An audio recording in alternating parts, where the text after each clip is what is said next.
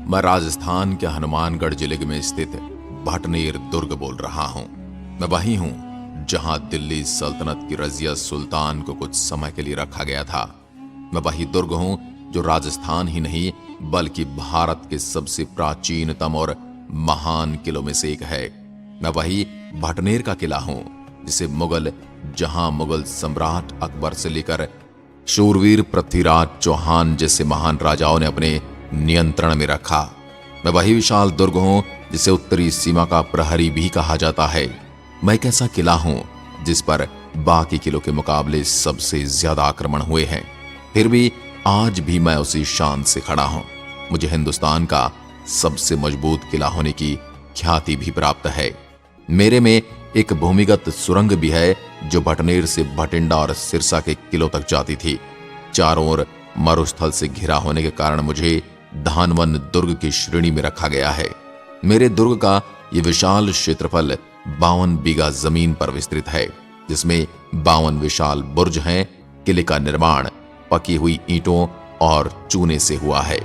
बीकानेर के महाराजा सूरत सिंह द्वारा 1805 ईस्वी में मंगलवार के दिन मुझ पर अधिकार किए जाने के कारण मेरा नाम भटनेर से हनुमानगढ़ रख दिया गया।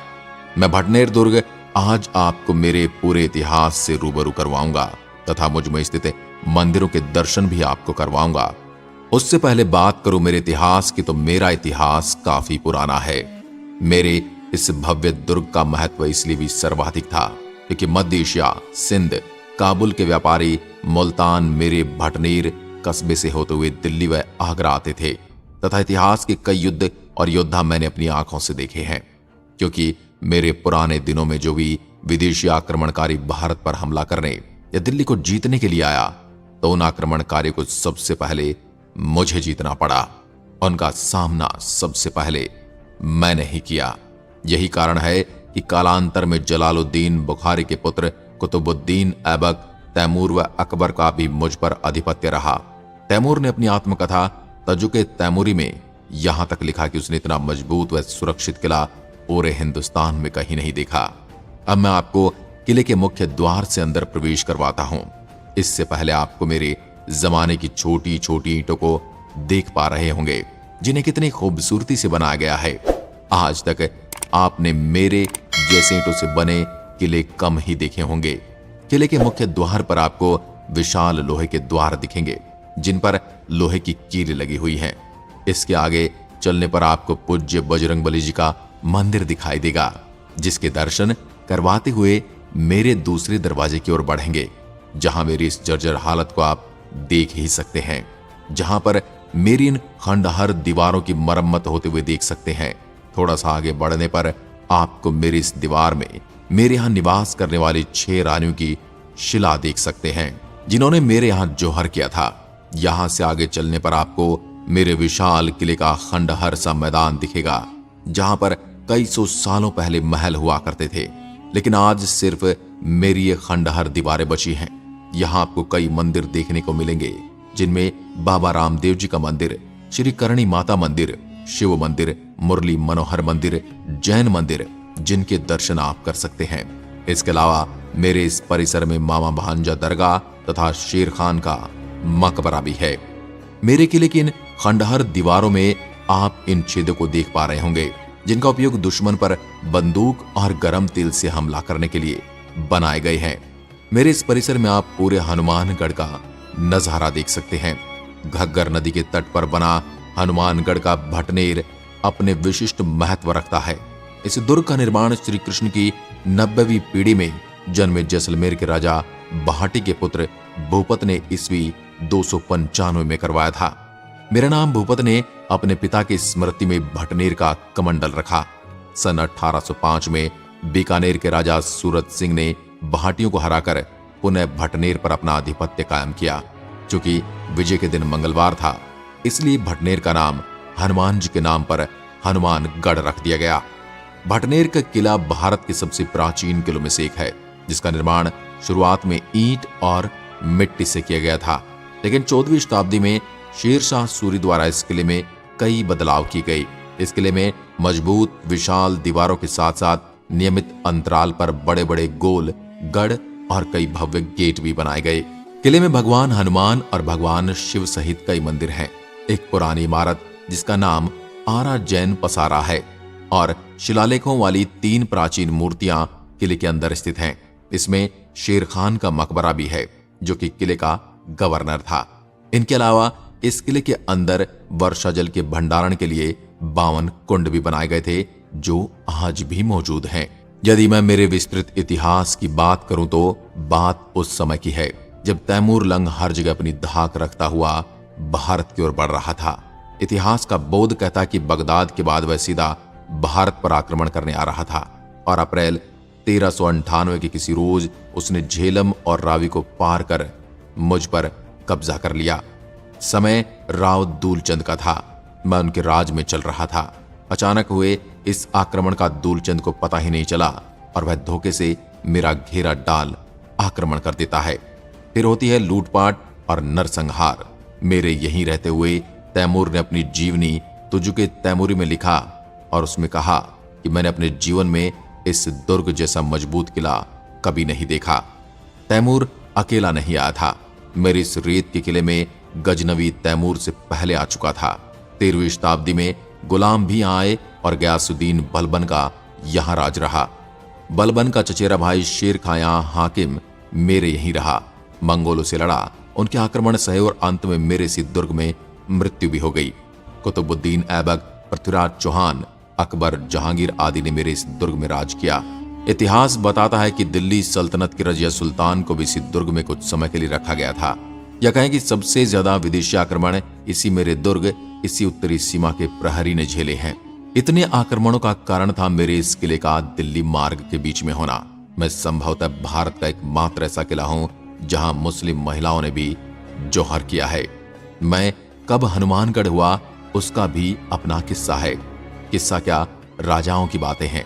बीकानेर महाराज सूरत सिंह ने 1805 में किसी माह के किसी रोज मेरे इस किले पर अधिकार कर लिया था। उस दिन मंगलवार था और यहाँ वार हनुमान जी का वार है, तो साहब नाम रख दिया गया हनुमानगढ़। और इस उपलक्ष्य में मेरे इस दुर्ग में हनुमान मंदिर भी बनवाया गया। दरअसल हमने बातें बहुत की, लोगों को बचाने की, संस्कृति को बचाने की, हमारी विरासत को बचाने की, लेकिन हमने केवल बातें ही, फकत बातें। और यही कारण है कि मेरे जैसे कई दुर्ग जर्जर अवस्था में जीवन काट रहे हैं। उनकी सेवा कौन करे। इस युग में चीजें बदल गई, समय पूरा वैश्वीकरण की ओर है। ऐसे में लोग और चीजों को संरक्षित करने की उम्मीद करना बेमानी है। फिर भी यह कहना एक उम्मीद भर है कि सरकार को चाहिए कि मेरे जैसे इन विरासतों का जीर्णोद्धार करें और पर्यटकों के लिए नए रास्ते निकालें। एक बात आश्चर्य भरे कि 1700 साल पुराना मेरा यह किला अनेक विपदाओं को झेलने के बावजूद आज भी जिंदा है।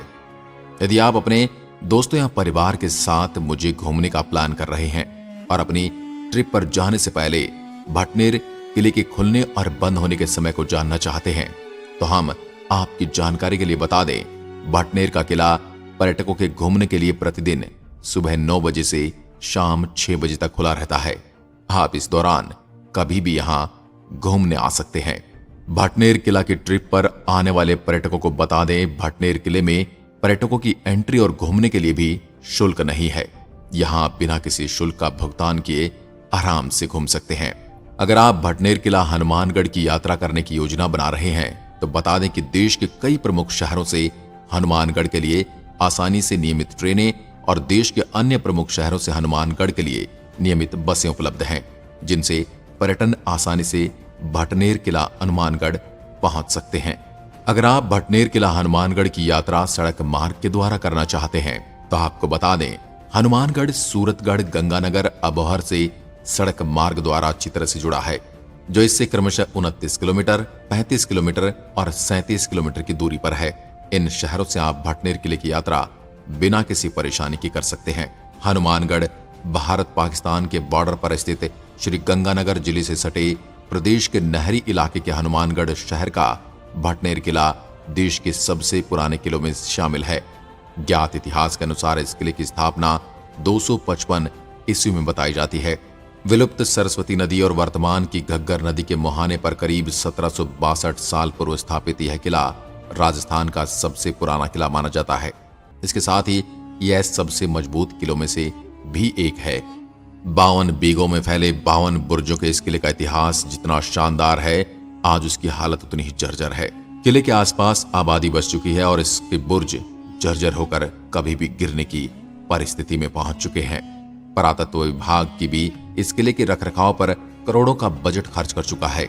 इस बजट में लाखों रुपए के घोटाले का मामला सीबीआई में चल रहा है। जैसलमेर के राजा भूपत सिंह द्वारा स्थापित इस किले के साथ उन्होंने पंजाब के भटिंडा और हरियाणा के सिरसा में भी किलों की स्थापना की थी। भाटी राजा होने के कारण ही इस किले का नाम भटनेर और भाटी होने के कारण ही पंजाब के किले का नाम भटिंडा पड़ा। इतिहासकारों के अनुसार इस किले से पंजाब के भटिंडा और हरियाणा के सिरसा तक एक बहुत बड़ी भूमिगत सुरंग थी। विदेशी आक्रमणकारी जब भारत में प्रवेश करते तो उनका पहला सामना भटनेर से होता। अगर किसी स्थिति में भटनेर के राजा हार जाते तो वो नीचे सुरंग से ही आगे भटिंडा और सिरसा पहुंच जाते और उनको सूचना दे देते, जिससे उनको पहले आक्रमण करने का मौका मिल जाता। इसीलिए भटनेर को भारत का प्रवेश द्वार भी कहा जाता है, क्योंकि मुगलों सहित जितने भी विदेशी हमलावर भारत में आए उनका पहला सामना भटनेर से हुआ। इस किले में रानी द्वारा जौहर किए जाने के शिलालेख भी लिखे हुए हैं। इसके साथ ही इस किले में करीब 1500 साल पुराना एक जैन मंदिर भी है, जिससे पता चलता है कि यहाँ के राजाओं में जैन संप्रदाय के प्रति भी रुझान था। और भगवान परशुराम ने भी इस स्थान पर सरस्वती नदी के किनारे साधना की थी। राजस्थान में चूना पत्थर से निर्मित चंद किलों में भटनेर का किला भी शामिल है। वर्तमान में इस किले में देखने को कुछ भी नहीं बचा है। बल्लियों के सहारे किले की दीवारें और छतों को सहारा दिया गया है। ऐसे में अगर कोई विदेशी या देसी पर्यटक भूला भटका यहाँ आ भी जाता है तो उसको निराशा ही हाथ लगती है। इसे विडंबना ही कहेंगे कि देश के सबसे पुराने किलों में शुमार होने के बावजूद यह किला आज तक पर्यटन के नक्शे पर उभर कर नहीं आ सका, और न ही इसकी सार संभाल के प्रति भी कोई सरकार या पुरातत्व विभाग सजग दिखाई देता है। ऐसे में दिन प्रतिदिन जर्जर होती जा रही इस प्राचीन धरोहर के अस्तित्व पर संकट के बादल मंडराए हुए हैं। फिर भी एक उम्मीद के जरिए आज भी अपना मस्तक उठाए प्रकृति की हर आपदा को सहते हुए उसे बुलंदी के साथ खड़ा है। आपको यह वीडियो कैसा लगा कमेंट में लिखकर जरूर बताएं, और इस ऐतिहासिक स्थल में दिखाई गई जानकारी पसंद आई हो तो इसको अपने दोस्तों और रिश्तेदारों के साथ भी शेयर करें। एक बार फिर मिलते हैं, तब तक के लिए नमस्कार। जय हिंद, जय भारत।